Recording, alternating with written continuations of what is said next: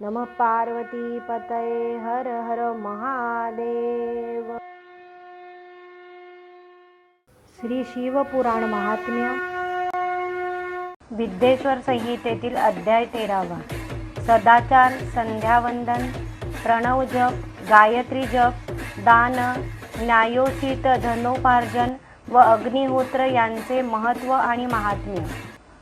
ऋषीजन सुतांना म्हणाले, महात्मन, आता आम्हाला सदाचाराविषयी काही सांगा। तसेच कोणती सत्कर्मे केल्याने स्वर्गादी पुण्य लोक आणि कोणती दुष्कर्मे केल्याने भयंकर नरक यातना भोगाव्या लागतात त्याविषयी सविस्तर माहिती सांगण्याची कृपा करा। सूत म्हणाले, मुनिजन हो, सदाचाराचे पालन करणाऱ्या विद्वान ब्राह्मणालाच स्वतःला ब्राह्मण म्हणविण्याचा अधिकार आहे। जो वेदांनी सांगितलेल्या आचारांचे पालन करतो, वेदांचा अभ्यास करतो, त्याला विप्र म्हणतात।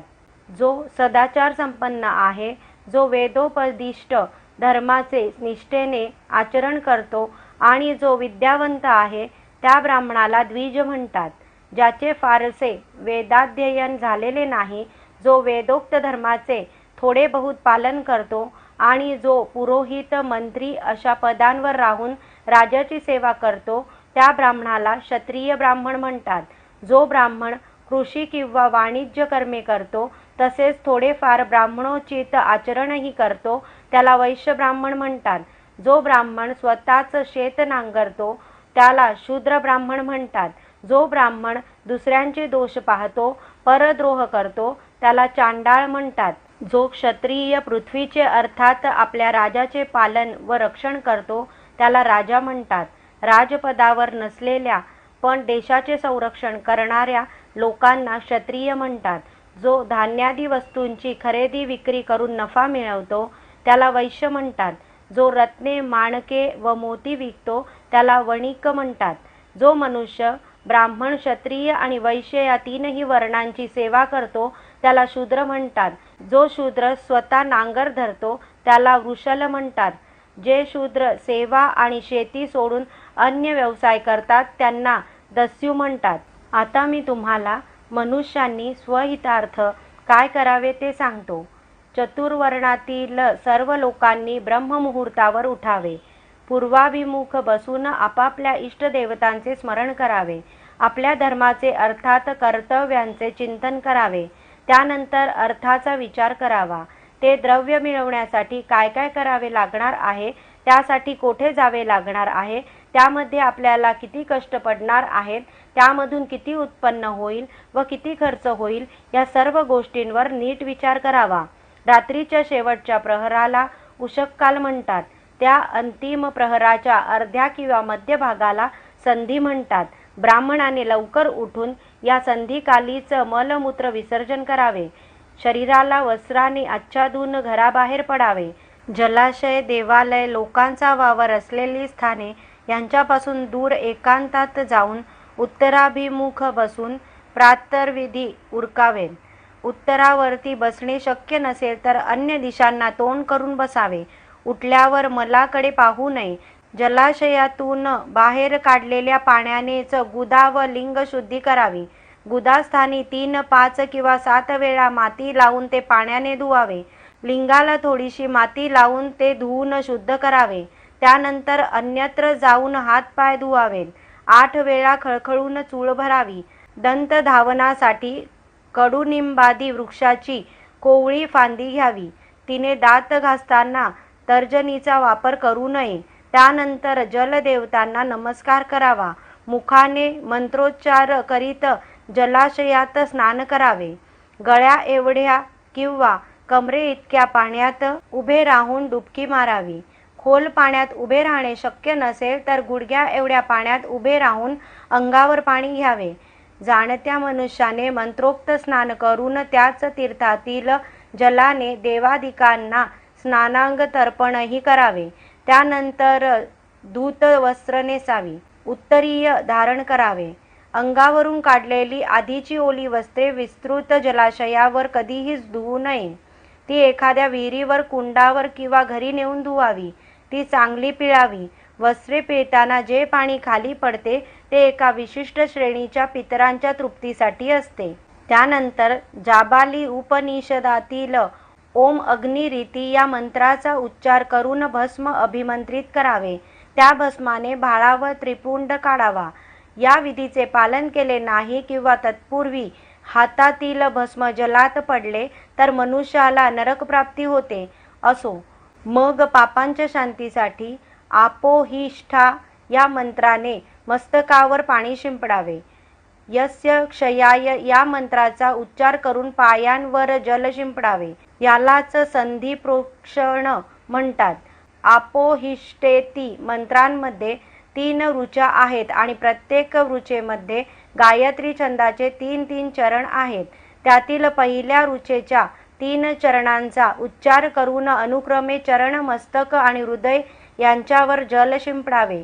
दुसऱ्या ऋचेच्या 3 चरणांचा उच्चार करून अनुक्रमे मस्तक, हृदय व चरण यांच्यावर जल शिंपडावे आणि तिसऱ्या ऋचेच्या 3 चरणांचा उच्चार करून अनुक्रमे हृदय, मस्तक आणि चरण यांच्यावर जल शिंपडावे. विद्वान पुरुष या स्नानालाच मंत्र स्नान म्हणतात. अपवित्र वस्तूचा स्पर्श झाला असेल, आरोग्य चांगले नसेल, राजावर आणि राष्ट्रावर काही संकट आले असेल किंवा प्रवासात पुरेसे पाणी उपलब्ध नसेल तर मंत्र स्नान करावे. प्रातःकालीन संध्योपासनेमध्ये गायत्री मंत्राचा जप करून ऊर्ध्व दिशेला सूर्यासाठी 3 वेळा अर्घ्य द्यावे. मध्यान्ह संध्यासमयी गायत्री मंत्राचा उच्चार करून सूर्याला 1 अर्घ्य द्यावे. सायंकाळची संध्या करताना पश्चिमाभिमुख बसावे. सूर्यासाठी पृथ्वीवरच अर्घ्य अर्पण करावे. प्रातःकाळी आणि मध्यान्हे ओंजळीमध्ये अर्घ्यजल घेऊन अंगुलीच्या दिशेने सूर्यदेवासाठी अर्घ्य द्यावे. अंगुलीच्या छिद्रांमधून मावळतीकडे जाणाऱ्या सूर्याला पाहावे. सूर्यासाठी स्वतःभोवती प्रदक्षिणा घालावी. शुद्ध जलाने आचमन करावे.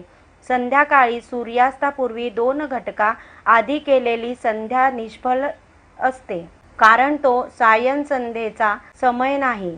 संध्या ही वेळेवरच झाली पाहिजे अशी शास्त्राची आज्ञा आहे.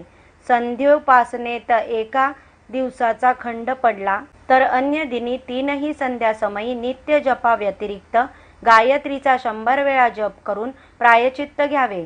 संध्यादी नित्यकर्मांमध्ये 10 दिवसांचा खंड पडला तर 1 लक्ष गायत्री जप करून प्रायचित्त द्यावे. नित्यकर्मांमध्ये 1 महिन्याचा खंड पडला तर संध्योपासकांनी आपला उपनयन संस्कार पुन्हा करवून घ्यावा. मोक्षप्राप्तीसाठी ईश, गौरी, कार्तिकेय, विष्णू, ब्रह्मा, चंद्र, यम आणि अन्य देवता या सर्वांना एकरूप मानावे. शुद्ध जलाने तर्पण करून त्यांना तृप्त करावे. हे तर्पण ब्रह्मार्पण करून आचमन करावे.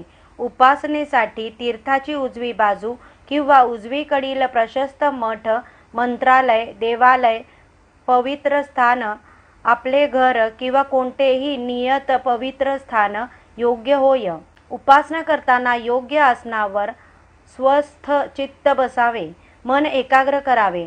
आपल्या इष्ट देवतांना व गुरुवर्यांना नमस्कार करावा. प्रथम प्रणवाचा व त्यानंतर गायत्रीचा जप करावा. प्रणवाच्या अ, उ, म या 3 अक्षरांनी जीव आणि ब्रह्म यांचे ऐक्यच प्रतिपादित होते. म्हणून आपण करीत असलेली प्रणवाची उपासना ही जीवस्वरूप अशा आपल्याला शिवतत्वाकडे नेणार आहे अशी दृढ श्रद्धा हवी. तसेच प्रणवाचा जप करताना आपण त्रैलोक्याची सृष्टी करणारे ब्रह्मदेव, पालनपोषण करणारे विष्णू आणि संहार करणारे रुद्र या त्रिरूपांतील परमात्म्याचीच आराधना करत आहोत अशी भावना ठेवावी. तो परमात्मा म्हणजेच ब्रह्मस्वरूप ओंकार आमची ज्ञानेंद्रिये, कर्मेंद्रिये, मन आणि बुद्धी यांना भुक्तिमुक्तिदायक अशा धर्माच्या आचरणासाठीच नित्य प्रेरणा देवो असे चिंतन करावे. अशा प्रकारे अर्धानुसंधान ठेवून प्रणवा साधना करणारा मनुष्य ब्रह्मपदाची प्राप्ती करून घेतो. असा जप करणे शक्य नसेल तर एकाग्रतेने नुसता मंत्रजप करावा, त्यानेही मोक्ष मिळतो. ब्राह्मणांनी गायत्री मंत्राचा प्रातःसमयी 1000, मध्यान्हसमयी 100 आणि संध्याकाळी 28 वेळा जप करावा. क्षत्रिय आणि वैश्यांनी तिन्ही संध्यासमयी आपापल्या सामर्थ्यानुसार गायत्री जप करावा. आपल्या शरीरात मूलाधार, स्वाधिष्ठान, मणिपूर, अनाहत, आज्ञा आणि सहस्रार ही 6 सूक्ष्म चक्र असतात. त्यात अनुक्रमे विद्येश्वर, ब्रह्मा, विष्णू, ईश, जीवात्मा आणि परमेश्वर यांचे अधिष्ठान असते. साधकाने ब्रह्मबुद्धीने हे सर्व एकरूपच असून मीही ब्रह्मच आहे या धारणेने श्वासाकडे लक्ष द्यावे. हाच सोहम जप होय. सोहम जप करताना स्वतःसहित या संपूर्ण चराचर दृश्यादृश्य विश्वात अंतर्बाह्य एकमेव ब्रह्मतत्वच विराजमान आहे अशा अर्थाचे चिंतन करावे. जीवाला परब्रह्म स्वरूपात स्थित करणे अर्थात जीवाला शिवाची जोडणे हेच सोहम जपाचे मूळ तत्व आहे. याचा नित्य सहस्र जप केल्याने ब्रह्मलोक प्राप्ती होते. 100 वेळा जप केल्याने इंद्रपदाची प्राप्ती होते. ब्राह्मणेतर कोणत्याही पुरुषाने आत्मरक्षणासाठी थोडा वेळ जरी सोहम हा जप केला तरी त्याला ब्राह्मण कुळात जन्म मिळतो. ज्याला आपल्या कल्याणाची इच्छा आहे त्याने नित्य प्रभाती शुचिर्भूत होऊन सूर्यासम्मुख बसून शुद्ध अंतकरणाने मंत्रानुष्ठान करावे. जो मनुष्य गायत्रीचा 12 लक्ष जप करतो तोच खऱ्या अर्थाने ब्राह्मण असतो. ज्या ब्राह्मणाने गायत्रीचा 1 लाखही जप केलेला नाही त्याला कोणत्याही स्वरूपाचे वैदिक कार्य करण्याचा अधिकार नाही. मनुष्याने 70 वर्षापर्यंत वर्णाश्रम धर्माचे नियमपूर्वक पालन करावे. त्यानंतर त्याने गृहत्याग करून संन्यास घ्यावा. संन्याशाने नित्य प्रभाती 12,000 संख्येत प्रणव जप करावा. या साधनेत 1 दिवसाचा खंड पडला तर दुसऱ्या दिवशी त्या दिवसाचा व आधीच्या दिवसाचा मिळून 24,000 जप करावा. या जपानुष्ठानाचे ब्रह्मप्राप्तीसाठी निष्ठेने आचरण करावे. या आराधनेत 1 महिनाभर खंड पडला तर प्रायचित्त म्हणून प्रणवाचा 1.5 लक्ष जप करावा. त्याहीपेक्षा अधिक काळ खंड पडला तर आचार्यांकडून प्रणव साधनेची पुन्हा दीक्षा घ्यावी. प्रायचित्त घेतल्याने साधनेतील दोषांची शांती होते. हे शांती कर्म केले नाही तर नरकयातना भोगाव्या लागतात. संन्याशाव्यतिरिक्त अन्य वर्णाश्रम धर्माच्या लोकांनी धर्म आणि अर्थ यांच्या प्राप्तीसाठी सातत्याने प्रयत्नशील राहावे. पण ज्याला मोक्षप्राप्तीची तळमळ आहे त्याने ब्रह्मज्ञानाचाच अभ्यास करावा व त्या अनुषंगाने साधना करत राहावे. धर्ममार्गाने मिळवलेल्या द्रव्यातून प्राप्त झालेले भोग सुखकर असतात. त्या भोगातून वैराग्यही उत्पन्न होते. अधर्माने मिळवलेल्या धनापासून उत्तमोत्तम असे कितीही भोग प्राप्त केले तरी सुख, शांती, समाधान लाभत नाही. त्या भोगांपासून तीव्र आसक्तीच उत्पन्न होते. धर्म 2 प्रकारचा आहे. देहाशी निगडीत असलेला धर्म आणि धनाशी निगडीत असलेला धर्म. देहाने तीर्थस्नानादिकांच्या रूपाने धर्म घडतो. धनाने दान यज्ञादी रूपाने धर्म घडतो. मनुष्याला धर्माने धन व तपश्चर्येने दिव्य रूप प्राप्त होते. जो मनुष्य कामनांचा त्याग करतो, त्यांच्याविषयी उदासीन राहतो, त्याचे अंतःकरण शुद्ध होते. त्या शुद्धीतून मोक्षपर ज्ञानाचा उदय होतो. सत्ययुगात ध्यानाने, त्रेतायुगात तपश्चर्येने तर द्वापर युगात यज्ञादिकांनी ज्ञानप्राप्ती होत असे. पण कलियुगात धनालाच फार महत्त्व प्राधान्य प्राप्त झाले आहे. त्यामुळे मनुष्याच्या कल्याणासाठी दानाधिक द्रव्य साध्य धर्मच योग्य होय. कलियुगात देव प्रतिमांच्या पूजनेचेच ज्ञानप्राप्ती होईल असे सांगितले आहे. प्रत्येकाला आपल्या पापपुण्याची फळे भोगावीच लागतात. धर्म हा सुख स्वरूप आहे. धर्माचरणाने अभ्युदय होतो. अधर्म हा हिंसात्मक आहे. तो दुःख आणि अधोगतीलाच कारणीभूत होतो. म्हणून उत्तम सौख्य, उत्तम भोग व मोक्षप्राप्तीसाठी धर्ममार्गाचा अवलंब करावा. सदाचाराने राहावे. जो मनुष्य एखाद्या सत्शील ब्राह्मणाची आजीवन उपजीविका पाहतो त्याला ब्रह्मलोक प्राप्त होते. 1000 चांद्रायण व्रत केल्यानेही ब्रह्मलोकाची प्राप्ती होते. जो क्षत्रिय सहस्र कुटुंबांची उपजीविका चालवतो त्याला इंद्रलोकाची प्राप्ती होते. जो क्षत्रिय 10,000 कुटुंबांचे पालनपोषण करतो त्याला ब्रह्मलोकी गती मिळते. जो मनुष्य ज्या देवतेप्रीत्यर्थ दानधर्मादी सत्कर्मे करतो तो मरणोत्तर त्याच देवतेच्या लोकी जातो. धनहीन मनुष्याने तपश्चर्या करावी, कारण तपस्या आणि तीर्थसेवनाने त्यालाही अक्षय सुख प्राप्त होते. ऋषीजन हो, आता मी तुम्हाला धनार्जनाविषयी काही सांगतो. ब्राह्मणाने धनप्राप्ती करताना अतिशय सावध राहावे. त्याने योग्य व्यक्तीकडूनच दान स्वीकारावे. यज्ञ करून द्रव्य मिळवावे. धनाच्या अपेक्षेने दीन व लाचार होऊ नये. अनुचित व क्लेशकारक कर्मे करू नयेत. सद्मार्गाने धन मिळवून त्यांचा संग्रह करावा. क्षत्रियाने आपल्या पराक्रमाने तर वैश्याने शेती, गोपालन, व्यापार आदी मार्गाने धन मिळवावे. शूद्राने सेवाकर्मे करून धनार्जन करावे. जो गरीब आहे त्याने कष्ट करून न्याय्य मार्गानेच धन मिळवावे व त्याचे रक्षण करावे. मनुष्याने धर्ममार्गाने धन मिळवावे आणि त्यातून दानधर्मही करावा, कारण दानाने ज्ञानप्राप्ती होते आणि ज्ञानाने मोक्षप्राप्ती सुलभ होते. दानाचे महत्त्व अपार आहे. ते परम कल्याणप्रद आहे. हे लक्षात घेऊन गृहस्थाने धनधान्यादी सर्व वस्तूंचे यथाशक्ती दान द्यावे. तहानलेल्यास पाणी द्यावे. भुकेलेल्यास अन्न द्यावे. धान्य द्यावे. भक्ष्य, भोज्य, लह्य, चोक्ष अशा चारही प्रकारच्या सिद्धान्नाचे दान द्यावे. त्यांच्या घरांचे अन्न खाऊन जर कोणी कथाश्रवणादी सत्कर्मे करत असेल तर त्याचे अर्धे पुण्य फल दात्याला प्राप्त होते. जो मनुष्य स्वतः दान घेतो त्यानेही दानात प्राप्त झालेल्या वस्तूंचे दान द्यावे आणि त्या प्रतिग्रहजनित पापाच्या शुद्धीसाठी तपश्चर्या करावी.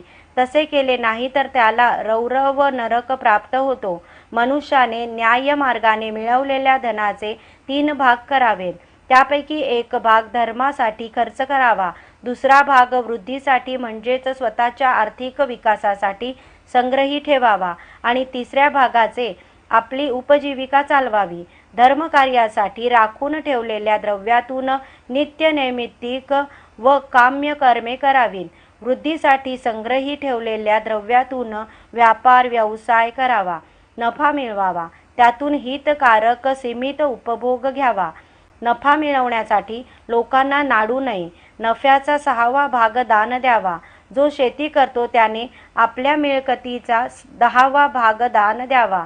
त्यामुळे पापाची शुद्धी होते. उत्पन्नाची ठराविक भाग दानधर्मासाठी खर्च केला नाही तर बुद्धिभ्रष्ट होते. शेती आणि व्यापारात नुकसान सोसावे लागते. एखाद्याला अकस्मात धनलाभ झाला असेल तर त्याने त्यातील अर्धा हिस्सा दान द्यावा. एखाद्याने चुकीच्या मार्गाने किंवा ज्याच्याकडून दान घेऊ नये अशांकडून दान घेतले असेल तर ते सर्वच्या सर्व दान जलाशयात विसर्जन करावे. ज्याला सुख समृद्धीची अपेक्षा आहे त्याने सदाचारी ब्राह्मणाला घरी बोलावून त्याला यथाशक्ती दान द्यावे. जो याचना करून द्रव्य किंवा धान्य मिळवतो त्यानेही दान करायला हवे. जो दान देतो असे सांगून दानधर्म करत नाही, अर्थात ब्राह्मणाला वा याचकाला आशा दाखवून त्याची निराशा करतो, तो जन्मजन्मांतरी कर्जबाजारी होतो. जो ज्ञानी आहे त्याने लोकांच्या कर्मांचे मूल्यमापन करू नये. दुसऱ्यांचे दोष सांगू नयेत. कोणाचेही पाहिलेले वा ऐकलेले रहस्य प्रकट करू नये. तसेच इतरांचे अंतःकरण व्यथित होईल असे कधीही बोलू नये. विद्वान आणि जाणत्या मनुष्याने ऐश्वर्यप्राप्तीसाठी दोन्ही संध्यासमयी अग्निहोत्र करावे. किमान एकदा तरी करावे. अग्निहोत्रात विधिपूर्वक दिलेल्या आहुतींनी सूर्य आणि अग्नी संतुष्ट होतात. ज्यांना अग्निहोत्र करणे शक्य नाही त्यांनी घरात शिजवलेल्या पक्वान्नाचा नैवेद्य समर्पित करावा. हेही शक्य नसेल तर संध्यासमयी जप करून सूर्याला नमस्कार करावा. ज्यांना आत्मज्ञानाची इच्छा आहे तसेच ज्यांना धन ऐश्वर्य प्राप्तीची इच्छा आहे त्यांनी अशा प्रकारे विधिवत उपासना करावी. जे नेहमी ब्रह्मयज्ञ करतात, देवतांची पूजा करतात, अग्निपूजा व गुरुसेवा तत्परतेने करतात, ब्राह्मणांना भोजन व द्रव्य दक्षिणा देऊन संतुष्ट करतात, ते सर्व लोक स्वर्गलोकी सर्वोत्तम भोग भोगतात. अशा प्रकारे विद्येश्वर संहितेतील अध्याय 13वा समाप्त. ओम नमः शिवाय.